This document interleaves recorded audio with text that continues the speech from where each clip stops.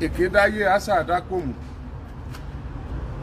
orí ọ̀rọ̀ Timothy láwà àti torí ọ̀rọ̀ Timothy àti dórí ọ̀rọ̀ Demilade báyìí ẹ kú àmójúbà mi ní Adó Èkìtì o mò ń bọ̀ ládó Èkìtì lágbára Ọlọ́run a ní ọ̀rọ̀ láti sọ a ní nǹkan láti múlẹ̀ láàárọ̀ ọjọ́ Monday àbí kí n sọ pọ́jọ́ Wednesday àbí kí n sọ pọ́jọ́ Tuesday àbí kí n sọ pọ́jọ́ Friday àbí mo ti wà lọ́nà Èkìtì báyìí gan àbí Èkìtì ni màá sùn lálẹ́ yìí n tó dá mi lójú ni pé ẹ kú àmójúbà mi lẹ́kìtì to be precise Adó Èkìtì ẹ̀yin ti Àdéhùn quarters ẹ kú àmójúbà mi lẹ́kìtì lórí ọ̀rọ̀ Demilade tí wọ́n pa Demilade tí wọ́n gé tí wọ́n gbé sínú sakasaka tí wọ́n wá gbé sínú kúlà nílé pásítọ̀ lẹ́kìtì ṣùgbọ́n orí ọ̀rọ̀ Timothy la wà ẹ jẹ́ kí n kọ́kọ́ sọ ti Timothy kí n tó padà sórí ọ̀rọ̀ Demilade gangan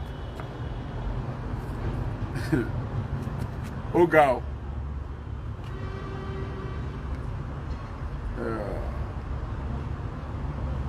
mo ti sọ kò sórí òrùlé lánàá mo ti gbọ́ tẹnu onílé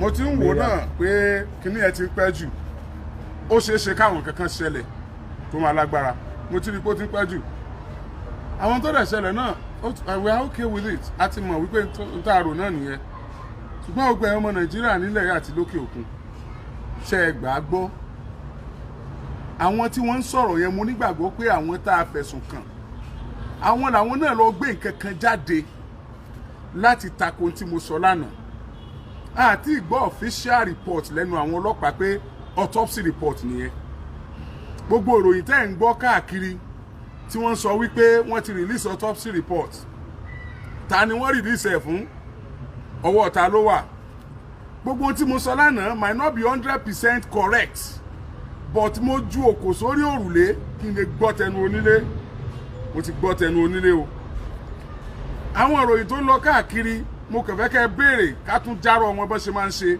ẹ tún jájọ gbé sínú làákàyè wọ́n ní páàtì kankan ò sọnù lára Timothy wọ́n ní Timothy kú látara trauma kí ló traumatize Timothy tó fi kú sí hotel àwọn ẹbí ẹ̀ tó pé àwọn family ẹ̀ tó pé kí ní ọ̀rọ̀ tí wọ́n jọ sọ last ṣé ọ̀rọ̀ pé ó ti ní trauma wà ń bẹ̀ àbí trauma ló ní látàbújá tó fi wá ṣe exam nífẹ̀ẹ́ lórí ọ̀rọ̀ Timothy àwọn ìbéèrè tẹ́ mọ̀ bí wọ́n nìyẹn o irú trauma wo ni èmi sọ lánàá pé wọ́n ní wọ́n fi nǹkan gbá lórí látojú oorun pé wọ́n ní wọ́n fi nǹkan gbá lórí látojú oorun kọ́ọ̀dù yẹn wà bẹ́ẹ̀ tó ní white ní pé wọ́n fi nǹkan gbá lórí àbí kọ́ lọ́wọ́ ọ́fíìsì wọ́n fi nǹkan gbá lórí látojú oorun wípé kò lè survive ẹ̀mí ẹ̀ padà bọ́ mo ní mo rẹ́jẹ̀ níbi tán Timothy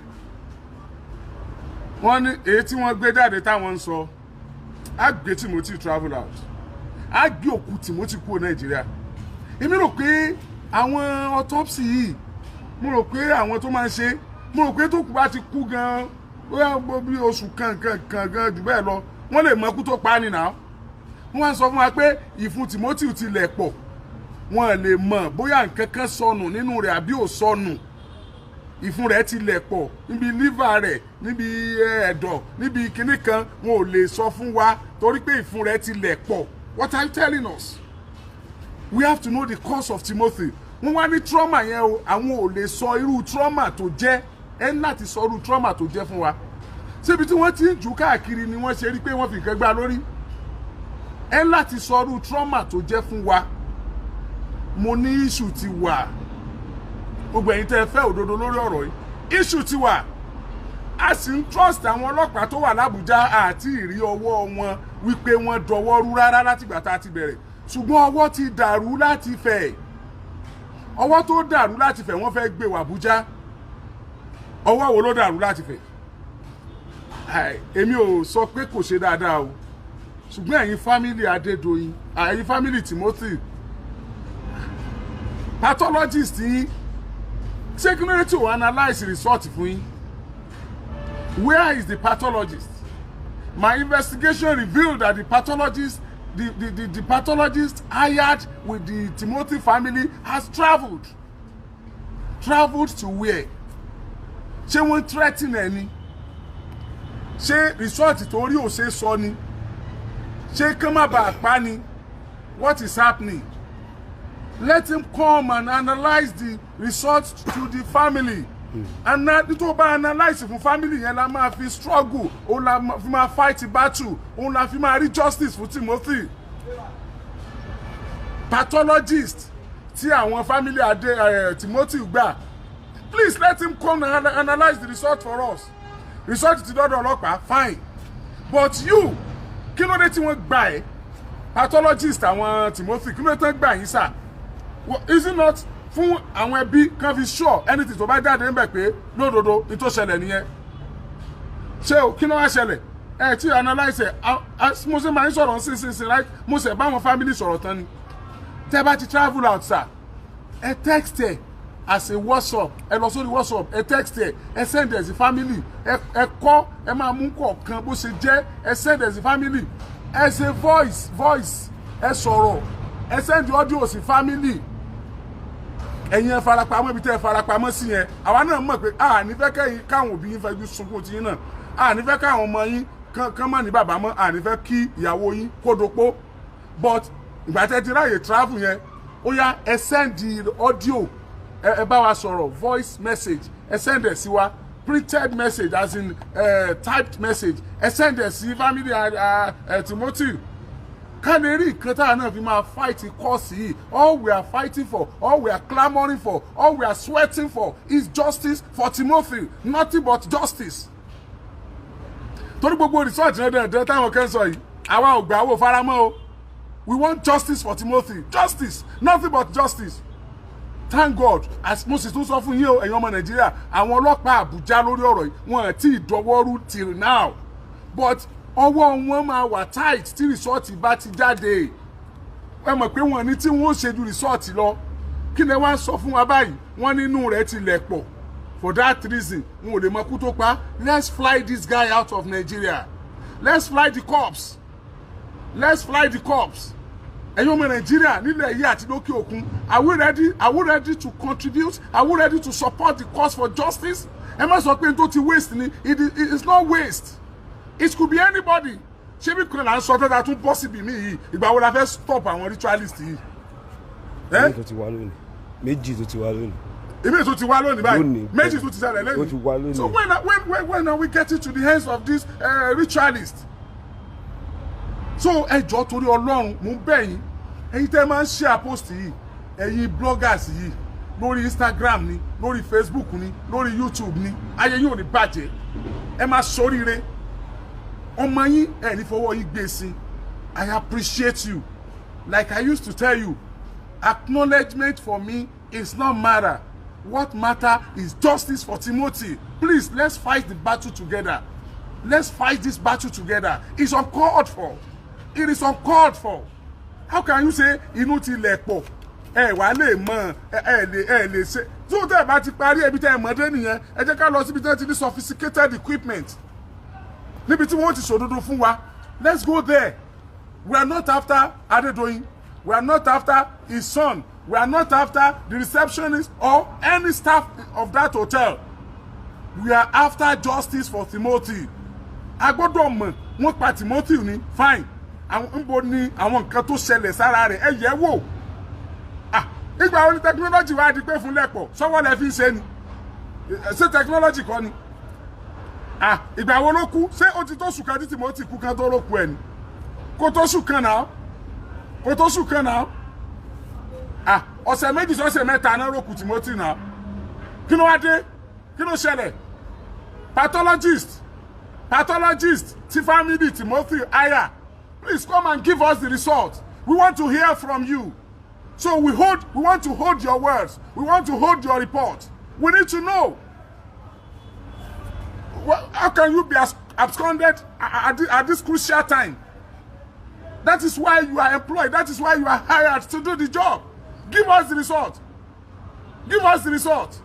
resort gan nǹkan kò sọnù lára rẹ̀ táwọn kan sọ yẹn àwa tiẹ̀ níbi ọ̀rọ̀ dáadáa nìyẹn a sọ pé nǹkan kò sọnù lára rẹ̀ a gbà pé nǹkan kò sọnù lára rẹ̀ ẹ̀jẹ̀ tí ń bẹ níbi itan rẹ̀ báwo ló ṣe jẹ́ báwo lẹ̀jẹ̀ ṣe débi itan rẹ̀ báwo lẹ̀jẹ̀ fi débi itan Timothy báwo ni ṣé nítorí pé trauma tó rí látọjú oorun ló fi kú bí trauma bá dẹ̀ ti pààyàn èèyàn lọ fẹ́ kú òbí tí trauma pààyàn sí yẹn ni èèyàn bá rẹ̀ inú gbó yóò sinra rẹ̀ wọ́n ṣẹ̀ṣẹ̀ wá wú or what are you telling us what are you telling us orí gbogbo wa ò yí náà orí wo dàrú náà orí wo dàrú náà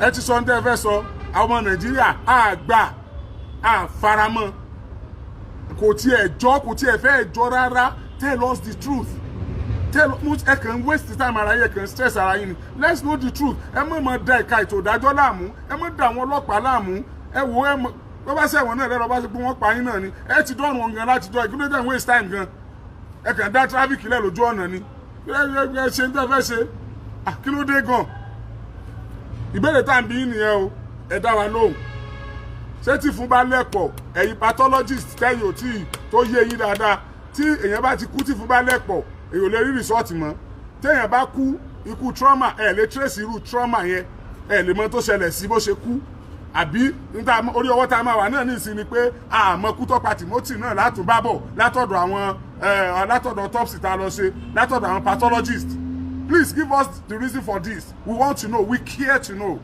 and let me clear this once again ìròyìn tẹ́ ń gbọ́ àwọn tẹ́ ń sọ pé fún lẹ́pọ̀ kíní kan ṣe trauma kan kíní kan wọn tí ìmọ̀kú tó pa Timothy o I believe 100% that the news is sponsored.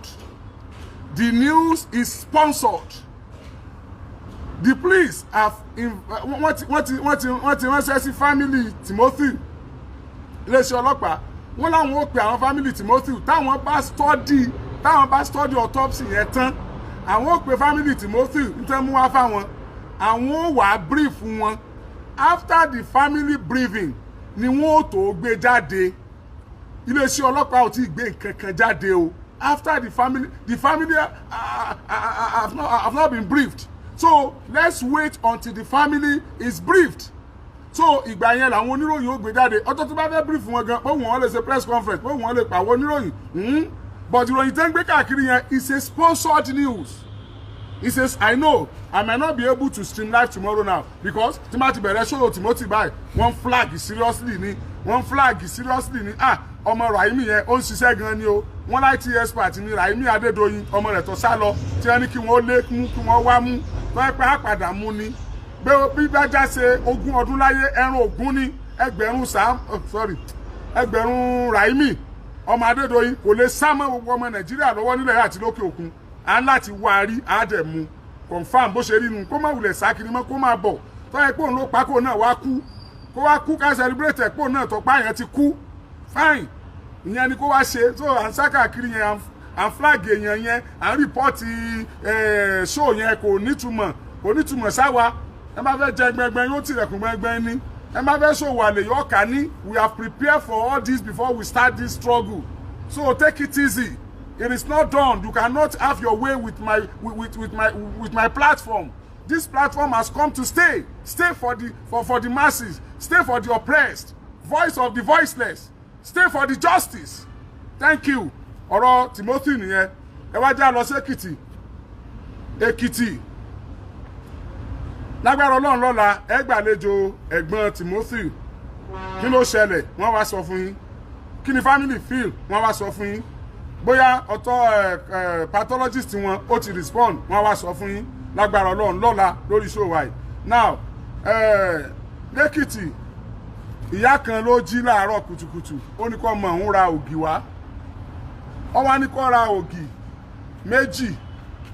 méjì ló ní kó rà ìyẹn jáde ìgbà tó débi tó ti fẹ́ ra ògì ó bá ògì ẹyọ kan ilé kan ń bẹ ní ẹ̀gbẹ́ ìgbà tó bá ògì ẹyọ kan ó lóun padà lọ sọ fún ìyá àwọn nínú ilé Démiládé nìyẹn o Démiládé lóun padà lọ sọ fún mọ́mí òun pé ẹyọ kan lòun rí o ó padà lọ lé Démiládé ò délé mọ́ kò sì padà sọ́dọ̀ ẹni tó fẹ́ rògì lọ́wọ́ rẹ̀ now ìgbà tí ìyá Démiládé ò rí Démiládé ọ̀rọ̀ ìṣẹ̀lẹ̀ ní nǹkan bíi 8:45 a.m. bí aago 9 kù ìṣẹ́jú 15 so Démiládé ó padà sọ́dọ̀ màmá rẹ̀ ìgbà tó padà sọ́dọ̀ ó fẹ́ padà sọ́dọ̀ màmá rẹ̀ kò dọ́dọ̀ màmá rẹ̀ kò dé padà sọ́dọ̀ Ológì ìgbà tí màmá Démiládé ò rí Démiládé màmá Démiládé kígbe ilé kan wà láàrin ilé màmá Démiládé téèyàn lè gbàbẹ̀ kọjá kéèyàn tó lọ sọ́nà ibi tí Démiládé ti lọ ra ògì ìgbà tí màmá Démiládé kígbe ilé yẹn ni màmá yẹn kọ́kọ́ kígbe lọ pé ẹgbà ń wo ọ̀rọ̀ ọmọ ń wo bàbá kan bẹ́ẹ̀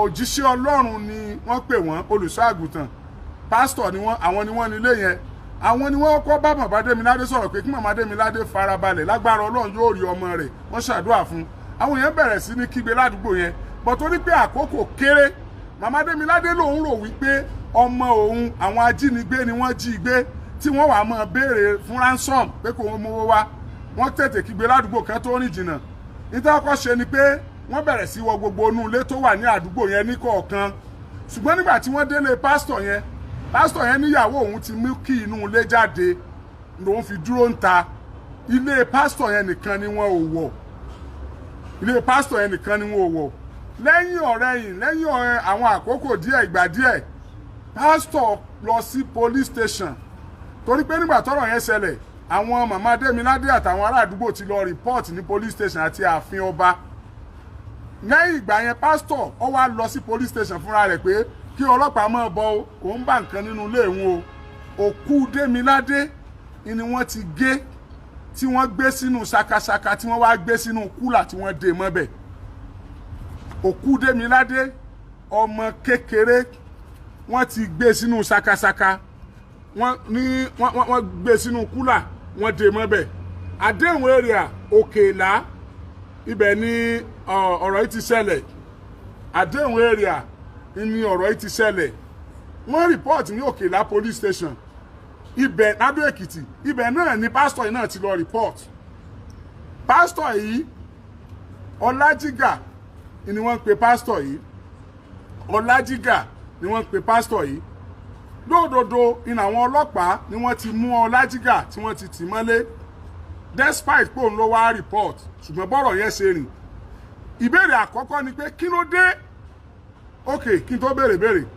pásítọ̀ wá sọ wípé ọmọ kan bẹ́nu lé òun ìkànnú àwọn ọmọ òun ó ti yí lórí pé ọmọ òun obìnrin tó yí lórí ó súnmọ́ kọjá pé òun lọ pa Démiládé ìbéèrè rẹ̀ nígbà tí pásítọ̀ tilẹ̀kùn mọ́rí tó tilẹ̀kùn tó dúró ń ta wípé ìyàwó òun ti mú kì í lọ ṣé pásítọ̀ ṣé wọ́n ti ọmọ pásítọ̀ tó yí lórí ṣé wọ́n ti mọ́lé ńgbà náà ni tó bá jẹ́ pé lóòótọ́ níyàwó pásítọ̀ wá mú kì í lọ tí wọ́n sì ti ọmọ pásítọ̀ tó yí lórí mọ́lé báwo ni ọmọ pásítọ̀ tó yí lórí yẹn ṣe ráǹfààní àti jáde nínú ilé tó fi wá mú Démiládé wọlé tó fi wá pa Démiládé oh you don't get it ẹ jẹ́ tún béèrè pásítọ̀ ò jẹ́ kí wọ́n wọlé òun nígbà tí wọ́n ń ṣe search around tí wọ́n ń wo gbogbo inú ilé pásítọ̀ yìí nìkan ni wọ́n wò pásítọ̀ níyàwó òun ti mú kì í lọ òkè ẹ jẹ́ àgbà pé ọmọ pásítọ̀ yìí òun lọ pa Démiládé tó yí lórí ọmọ pásítọ̀ tán ló pa Démiládé yìí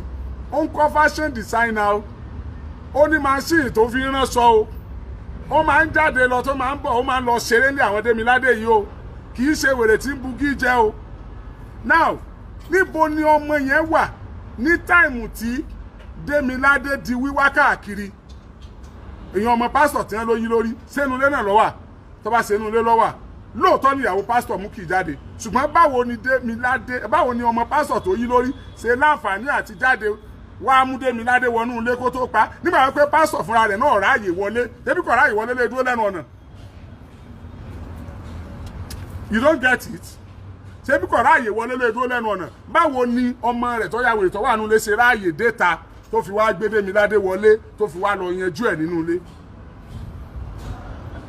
ẹ̀yin ọmọ Nàìjíríà ìbéèrè ọ̀kan ni màá fún wọn lónìí nípa tèkìtì tó bá tún dọ̀la ẹ tún máa retí mi justice for Timothy justice for Démiládé justice for Timothy justice for Démiládé ọmọ kékeré ni Démiládé bí kò tí ì pọ̀ ọmọ ọdún 10 ọmọ ọdún 7 ni láìpọ̀ ọmọ ọdún 7 ni ẹ pàdé mi lọ́la lágbára Ọlọ́run ẹ tún máa share ẹ ẹ repost ẹ ẹ fi sórí wọ́ọ̀lù yín ẹ fi sórí platform yín.